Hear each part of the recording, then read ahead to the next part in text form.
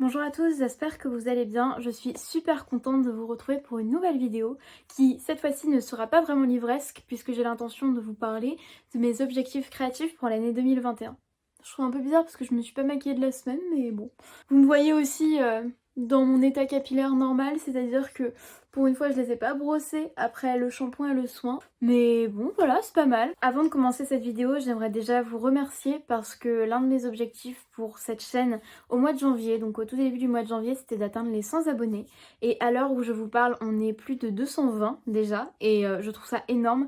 En plus de ça, j'ai régulièrement des commentaires sur mes vidéos et je prends vraiment plaisir à les lire et y répondre et surtout à discuter de bouquins et d'autres choses avec vous puisque c'était vraiment ce qui était à l'essence même de ma chaîne, c'était vraiment pouvoir partager ces moments de lecture ou ces moments de ma vie ou ces introspections avec vous.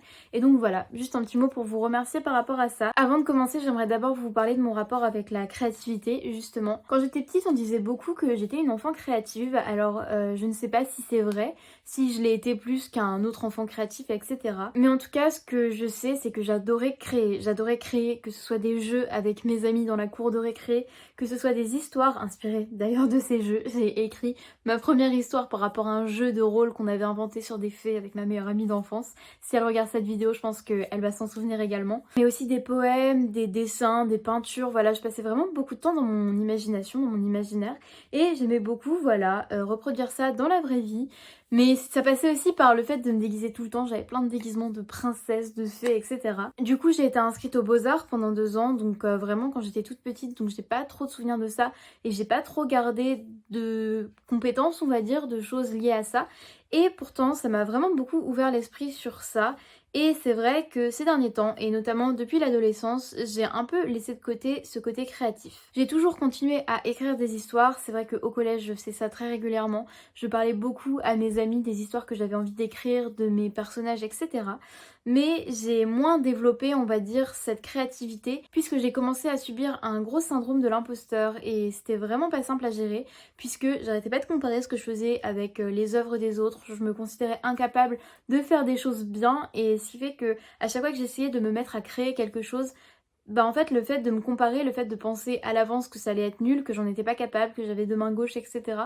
Bah en fait ça enlevait toute la joie de la création et je ne créais que en me sentant stressée et c'est aussi pour ça que en voulant écrire par le passé j'ai souvent abandonné mes projets dès que je lisais le projet de quelqu'un d'autre qui était tellement bien et en fait c'est ça le problème. Quand on aime peindre, dessiner, écrire, sculpter, enfin voilà plein de choses, bah ce qui tue vraiment le processus créatif, c'est la comparaison incessante. Je pense que c'est normal de s'inspirer des autres pour se nourrir et créer ainsi des œuvres, des créations plus riches et plus complexes. Et l'inspiration joue beaucoup et l'inspiration est importante.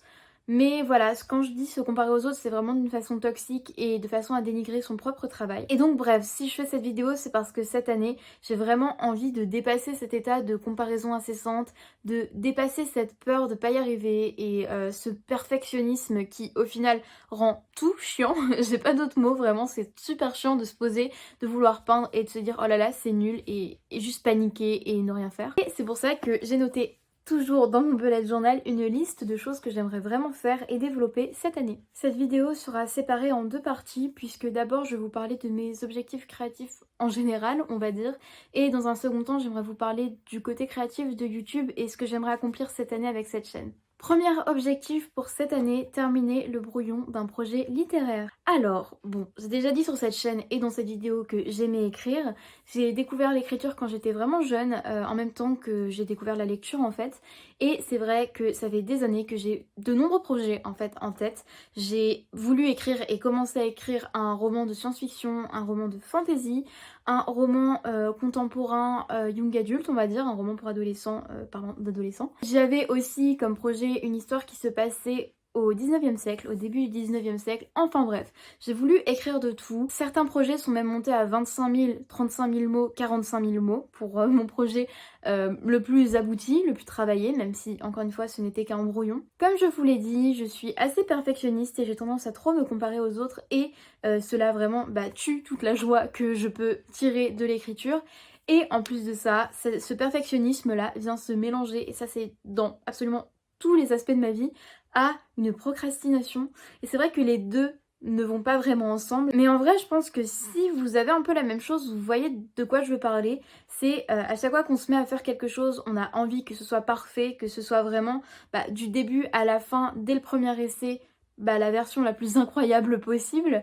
Mais en même temps, on se met tellement la pression que ça crée une forme de procrastination. Enfin bref, ça c'est vraiment relou et je l'avais aussi en cours. Du coup, c'est vrai que vivre avec les deux c'est un peu compliqué, mais je pense que c'est le cas de beaucoup, surtout dans le milieu créatif. Et donc, je n'ai pas renoncé à l'écriture puisque j'en tire toujours énormément de plaisir et énormément de bienfaits. Et c'est pour ça que cette année, j'ai vraiment envie d'aller au bout de quelque chose, que ce soit un roman ou même juste une nouvelle. En fait, voilà, c'est pour ça que je dis pas aller au bout d'un roman en brouillon, c'est parce qu'en fait je ne sais pas encore trop ce que je veux écrire, même si j'ai une idée de roman que je suis en train de développer. J'ai d'ailleurs adopté pour cette idée la méthode du flocon de neige. Je pense que je vous ferai une vidéo dédiée un petit peu à ça, même si je n'ai aucune prétention à vous apprendre quoi que ce soit parce que je suis encore novice, je n'ai jamais rien terminé. Mais en tout cas, c'est une méthode assez célèbre pour planifier son roman et de toutes les méthodes sur lesquelles j'ai pu me renseigner, c'est celle qui m'a le plus parlé.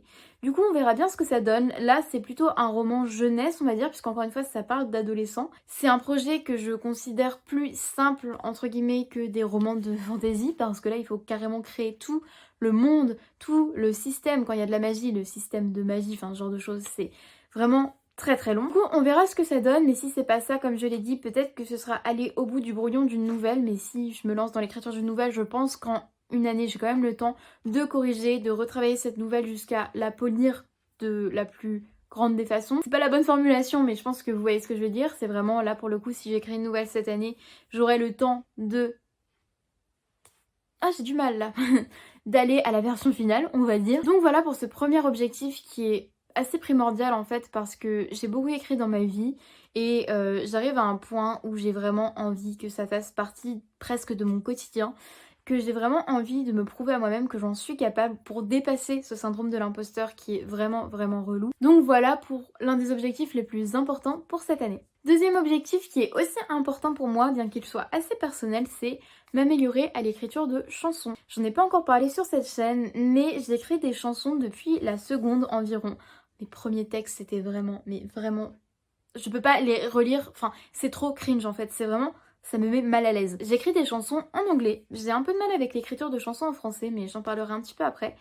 Et en fait, au départ, je fais ça pour moi. Je ne suis pas du tout chanteuse, j'ai pas une belle voix. Et même si j'aime bien chanter moi toute seule, vous n'avez pas envie d'entendre ça. Et en fait, voilà, j'écrivais des textes qui n'étaient pas destinés à être chantés. Puis j'ai rencontré une personne formidable de laquelle je parle encore dans cette vidéo. Et j'en ai parlé dans chacune de mes vidéos sur cette chaîne. Qui, elle, a une voix, mais une voix vraiment... encore une fois, je parle d'une de mes meilleures amies qui a énormément de talent, qui... Bref, je l'adore. Et en fait, on s'est très bien trouvés puisque elle adore chanter, elle aime également composer, elle compose des morceaux que ce soit au piano, à la guitare ou même sur ordinateur qui sont juste incroyables. Et en fait, j'ai commencé à lui envoyer mes chansons et on a commencé petit à petit à monter un petit projet où en fait, j'écris, elle compose et elle chante et... Vraiment, on s'est beaucoup épanoui là-dedans quand on était au lycée. Ça nous a même, je pense, enfin, du moins là je parle vraiment en mon nom, mais pour en avoir discuté avec elle, je pense qu'elle serait d'accord. Ça nous a même vraiment aidé à supporter certaines périodes. En fait, ça rendait notre quotidien chiant au lycée, tellement mieux quand c'était vraiment, vraiment relou. C'est le mot que j'ai le plus prononcé dans cette vidéo, mais quand c'était super relou de suivre en cours, on se mettait dans le fond et on discutait un petit peu des chansons qu'on aimerait faire ensuite. Je lui donnais des nouveaux textes en cours, elle me parlait de ce qu'elle aimerait en faire, etc. Enfin bref, c'était vraiment de très bons moments passés avec elle. Et je continue à écrire des chansons. J'avoue que pendant la prépa, ça a été très difficile parce que ça, c'est vraiment un truc que je fais au quotidien. Vraiment, pendant toute ma période du coup de terminale, donc jusqu'en mars, j'écrivais tous les jours, que ce soit des chansons entières parfois qui me venaient, soit par morceaux, soit parfois j'écrivais ah tiens j'ai une idée de parole etc, ça me venait en tête et je l'écrivais, puis je passais sur une autre chose et puis petit à petit je complétais, je me disais ah tiens telle parole elle pourrait bien aller avec cette parole que j'ai écrite il y a 2 semaines, enfin bref, c'était vraiment tout le temps en train de cogiter là-dedans et ça m'a vraiment vraiment aidé à développer mon processus créatif et mon imaginaire mais à fond. C'était aussi, et c'est toujours d'ailleurs, un moyen pour moi de m'exprimer de façon assez directe et de ne pas avoir peur de ce que je veux dire en fait. Et c'est pour ça en fait que j'écris en anglais, c'est parce que si j'écrivais tout ce que j'ai écrit en anglais, en français, je me sentirais tellement mise à nu en fait, tellement vulnérable parce que dans ces chansons je peux aborder des sujets très personnels qui sont parfois très difficiles ou alors desquels je ne veux pas parler. J'ai quand même écrit des chansons à propos d'un garçon qui me plaisait, qui l'a écouté et bon ça me dérange pas de le dire maintenant puisque je sors avec ce mec d'ailleurs maintenant. Donc voilà, j'ai envie de m'améliorer dans l'écriture de chansons cette année et je saurais pas dire comment m'améliorer puisqu'en fait là vraiment je suis témoin de quelque chose qu'on m'a répété longtemps. J'avais pas confiance en mon style quand j'écrivais des histoires, je me disais mais j'arriverai jamais à être meilleure. Et en fait les conseils que je voyais en ligne c'était vraiment plus tu vas écrire, plus tu vas t'améliorer. En fait pour réussir à vraiment produire des choses de qualité quand on fait des créations etc, que ce soit de la peinture etc, bon bref je vais pas reciter tous les exemples, c'est vraiment plus on en fait, plus on va être habitué, plus on va être à l'aise, etc. Là, il y a pas longtemps, je suis revenue sur une chanson vraiment naze que j'avais écrite il y a à peu près 2 ans, que ma meilleure amie, en fait, du coup, a repris en chanson juste le refrain, et j'ai réécrit, du coup, le couplet. Et là, je me suis dit, mais en fait, c'est la meilleure chose que j'ai jamais écrite. C'est vraiment la meilleure chose, et j'ai comparé ça avec la toute première version de cette chanson, et je me suis dit, waouh, vraiment, je me rendais pas compte qu'il y avait eu une telle progression. Et du coup, voilà, maintenant que je suis plus en prépa, je vais pouvoir vraiment m'y remettre, et voilà, c'est quelque chose qui me fait beaucoup de bien et qui aussi me motive et me donne du terreau pour la création d'ouvrages plus longs, du coup, pour l'écriture d'histoires. Et vraiment, ça, c'est un truc que je veux développer, c'est m'améliorer à l'écriture de chansons. Troisième objectif, c'est tenir un journal artistique régulièrement. Art journal, bon, ça se dit pas du tout comme ça se prononce pas comme ça en anglais, mais en fait j'ai essayé de le prononcer juste avant et mon accent n'est vraiment pas des meilleurs. Je ne sais pas si vous connaissez le concept, mais en fait j'ai découvert ça grâce à une chaîne dont je ne me rappelle pas du nom, mais d'une femme adorable, une ancienne professeure qui est une artiste et qui fait des vlogs dans son studio, enfin bref, je vous mettrai ça dans la barre d'infos. En fait ce concept c'est tenir un journal dans lequel on peut juste laisser libre cours à sa créativité. Donc ça passe par des collages, ça peut passer aussi par des dessins, par des aquarelles, etc. Donc moi j'avoue que j'ai commencé sur une double page à un moment où je me sentais pas trop bien en début d'année, je vous en avais un peu parlé dans une introspection. Et ça m'a fait du bien parce que vraiment genre je me suis complètement libérée face à cette double page. Donc là c'est pour le coup trop personnel donc je ne pense pas vous montrer ça sur la chaîne.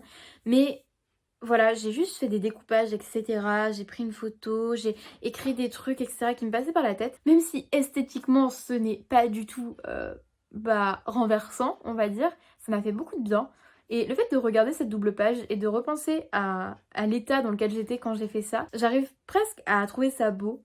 Mais plus dans le sens où le processus est beau plutôt que l'ouvrage final. Du coup c'est vraiment un carnet dans lequel je pourrais être libre, de laisser libre cours comme je vous l'ai dit à ma créativité et surtout je pense que le fait de faire ça régulièrement ça peut m'aider à justement m'améliorer dans absolument toutes les disciplines créatives qui m'intéressent puisque plus on fait marcher son imagination, plus je pense que ça fonctionne au niveau de ce qu'on veut créer ensuite, de plus complexe peut-être. J'arrive très mal à m'exprimer mais peut-être que vous voyez de quoi je parle, j'espère, sinon courage. Quatrième objectif, c'est m'améliorer à la peinture acrylique.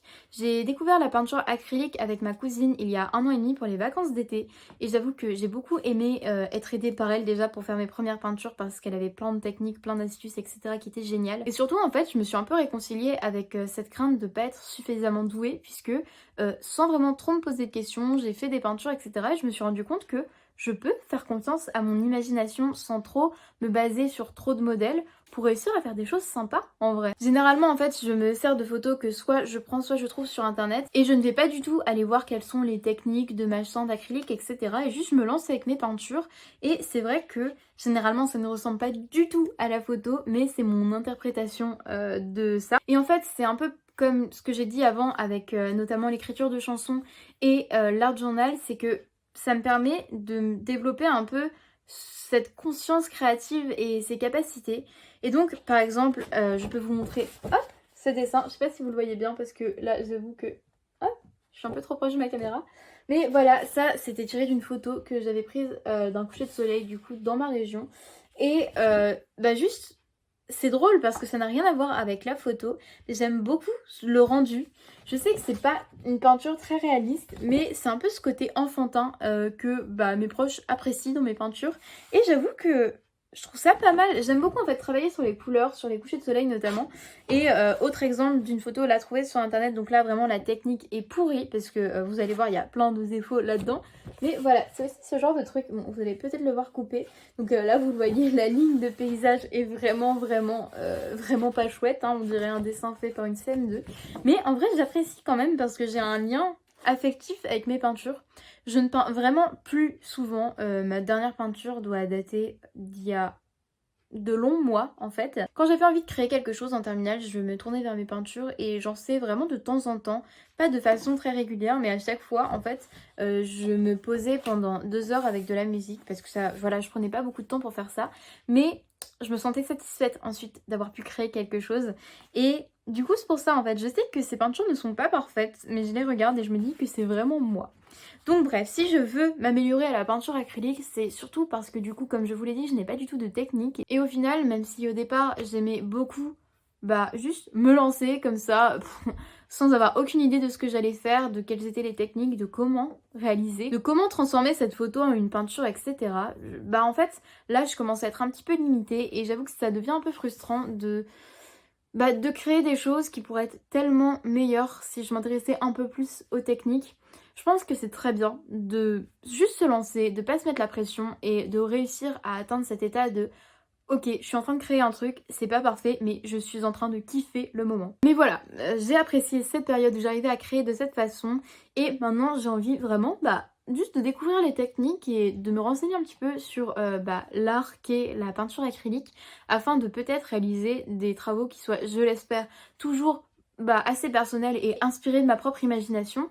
Mais voilà, avec un petit peu plus de skill, un petit peu plus de confiance aussi en moi, puisque je pense que plus je vais acquérir des capacités dans ce domaine, plus je vais apprécier créer, tout simplement. Dernier objectif, et là ça va être assez rapide, c'est assez différent, mais j'aimerais continuer à écrire dans mes carnets régulièrement.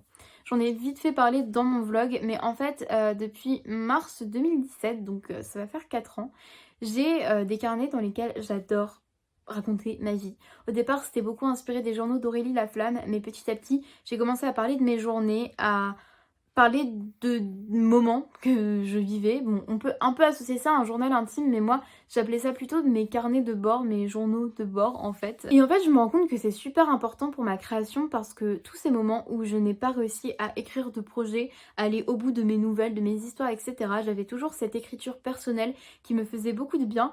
Et en fait, le fait de ne pas écrire régulièrement pour une histoire était compensé par le fait que j'écrivais quand même, que j'écrivais pour moi. Et ça a quand même développé, non pas ma prose, parce que dans ces carnets des fois je parle trop mal, vraiment, je ne fais aucun effort, mais simplement le processus d'écriture en lui-même. Et ça me fait beaucoup de bien de me livrer dans mes carnets. Je me rends compte que quand ça fait longtemps que j'ai pas écrit dans mes carnets, donc en ce moment j'écris pas trop justement, et je me rends compte au moment de réécrire que waouh, ça m'avait manqué et en fait ça m'aide tellement à visualiser ma vie en ce moment, mon quotidien, les périodes par lesquelles je passe, que je sais à quel point c'est important pour moi et à quel point il faut que je continue parce que ça vient aussi me nourrir dans le reste de mes activités créatives et c'est vraiment super cool d'avoir ces carnets, d'avoir pris ce temps en fait pendant toutes ces dernières années d'écrire pour moi parce que en plus de ça, quand je me replonge dans l'un de mes anciens carnets, je fais pas ça très souvent non plus, je peux revivre des moments et des fois je me dis mais what, je pensais ça de cette personne à tel moment où j'avais complètement oublié qu'il s'était passé ça dans ma vie à tel moment. Enfin bref, c'est super enrichissant, amusant quand on replonge à l'intérieur, moins quand c'est pendant des périodes compliquées. Et voilà, c'est vraiment quelque chose que je veux continuer. Et enfin, c'est pas vraiment un dernier objectif, mais c'est un peu la somme de tout ce que j'ai dit en ce début de vidéo, c'est développer ma confiance en moi créative. En fait, ce qui ressort de toutes ces choses que je vous ai dites là juste avant, c'est que le problème à chaque fois quand j'aime une activité créative, c'est que je suis bloquée par mon manque de confiance. Et cette année, je veux réussir à acquérir suffisamment de confiance, tout simplement. Je répète toujours le même mot, mais de confiance pour réussir à créer des choses sans tout de suite avoir envie de m'arracher les yeux en me disant c'est trop moche ou je sais vraiment pas écrire, etc. Je veux atteindre un point où, certes, je peux voir les défauts quand il y en a, je peux voir les défauts là où ils sont, etc. Je peux aussi comparer mes travaux à d'autres pour m'en inspirer sans que ce soit dans une logique trop toxique, on va dire, par rapport à moi-même. Mais je veux réussir à être fière de moi, tout simplement. Bien, en deuxième partie de cette vidéo, on va parler de mes objectifs par rapport à ma chaîne YouTube. Donc, ils sont pas forcément tous vraiment créatifs, mais il y a quand même un lien et j'avais vraiment envie d'en parler. Du coup, plutôt que de faire une autre vidéo, je mets tout dans la même. Tout d'abord, j'aimerais développer un concept qui me tient vraiment à cœur et qui, en fait, était un peu à l'essence même de cette chaîne quand j'ai voulu la créer, mais que je n'ai pas encore posté et même pas encore monté ni tourné, c'est développer le journal de deuil. Le journal de deuil, en fait, ce serait une playlist dans laquelle je posterai des vidéos bien plus travaillées que celles que je fais d'habitude. Bon, là, je me pose devant ma caméra, je fais du montage, je poste. Même si le montage est long, au moins, voilà, c'est assez simple, entre guillemets. Là, je veux que ce soit vraiment des vidéos qui traitent justement de mon deuil, de ce que j'ai traversé l'année dernière. Donc, dans lesquelles je parle de la mort de ma mère et de comment je vis depuis ce drame. Et en fait, j'ai envie que ce soit des vidéos plus esthétiques, des vidéos peut-être où j'essaye d'écrire certaines parties, où j'essaye de faire de la voix off, où vraiment en fait je témoigne de tout ce processus qui est un processus à vie. En fait, je ne sais pas si je ferai toujours ces vidéos à 80 ans, mais c'est vraiment un concept qui peut s'étendre dans le temps et surtout pour pouvoir peut-être non seulement aider les personnes qui ont traversé ou qui traversent ce genre de choses à mettre des mots ou à partager leurs expériences parce que encore une fois mes commentaires sont ouverts pour parler de tout ce que vous voulez, mais aussi pour avoir des témoignages moi plus tard dans l'avenir de ce que j'ai traversé parce qu'en fait j'ai tendance à être pas assez indulgente envers moi-même et à toujours considérer que je pourrais faire mieux, que je devrais pas être triste, que voilà, mais en fait le fait de pouvoir plus tard me replonger dans ces journaux de deuil, on va dire, ça pourrait me permettre de voir tout le chemin parcouru. Alors voilà, c'est, je pense, ces vidéos qui vont être pas mal tristes, pas mal émotionnelles, donc vraiment si vous n'avez pas besoin de ça en ce moment, ou si c'est trop dur, ou si vous êtes trop sensible et que vous n'avez pas envie que ça vous atteigne, au moment où je vais en poster, je ne vous conseille peut-être pas de les regarder si vous vous sentez trop mal. Mais en tout cas voilà, c'est quelque chose que je veux vraiment développer. Et d'ailleurs j'ai eu vraiment très récemment une idée pour le premier journal de deuil que j'aimerais poster. Et je pense que ça peut être vraiment sympa. Vous verrez ce que ça donne, je pense que ça sortira courant du mois de février ou du mois de mars parce que je pense que ça va quand même me prendre pas mal de temps. Et j'espère que ce concept vous plaira et j'espère surtout m'épanouir dans le développement de ces vidéos. Mon deuxième objectif, c'est de faire des collaborations avec d'autres youtubeurs et donc notamment des booktubeurs puisque j'aime beaucoup cette communauté, j'aime beaucoup la communauté livresque et j'aime beaucoup les vidéos crossover de mes booktubeurs préférés. C'est vrai que grâce à cette chaîne, je peux communiquer avec beaucoup par rapport à nos lectures, par rapport à nos goûts, etc. Et ça, j'en suis vraiment ravie. Mais voilà, j'aimerais bien aussi tisser des liens avec d'autres booktubeurs, développer un petit peu ça, développer des amitiés et surtout des vidéos ensemble, que ce soit des swaps, que ce soit des lectures communes, etc. Ça serait vraiment un kiff pour moi cette année de réussir à faire ça. Donc bon, si vous êtes booktubeur et que vous aimez mon contenu, parce que si vous pouvez pas me blairer, vous infligez pas ça, et que vous avez envie vous aussi de nouer des liens avec de nouveaux booktubeurs, je suis dispo, envoyez-moi un message sur Instagram. N'hésitez pas à me contacter parce que moi en plus ça me permettrait aussi de rencontrer peut-être de nouveaux booktubeurs parce que je suis loin de connaître tout le monde vraiment. Donc voilà, je pense que c'est vraiment quelque chose que je veux faire et que je vais faire cette année. Et enfin, les deux derniers objectifs se rassemblent un petit peu puisque j'ai envie de continuer à être naturelle dans mon style. Alors, je peux pas dire que c'est un objectif créatif puisque là, c'est vraiment assez personnel et en même temps c'est important pour moi de le dire sur cette chaîne, mais je suis vraiment satisfaite de là où j'en suis par rapport à ma chaîne dans le sens où j'ai commencé il y a pas longtemps, mais j'arrive à être naturelle, j'arrive à ne pas me forcer à jouer un rôle en fait. C'est vraiment ma personnalité, la personne qui vous parle là. Même si, certes, peut-être que dans la vraie vie avec mes proches, je ne parle pas avec cette voix très explicative, très monologue, très exposée en fait.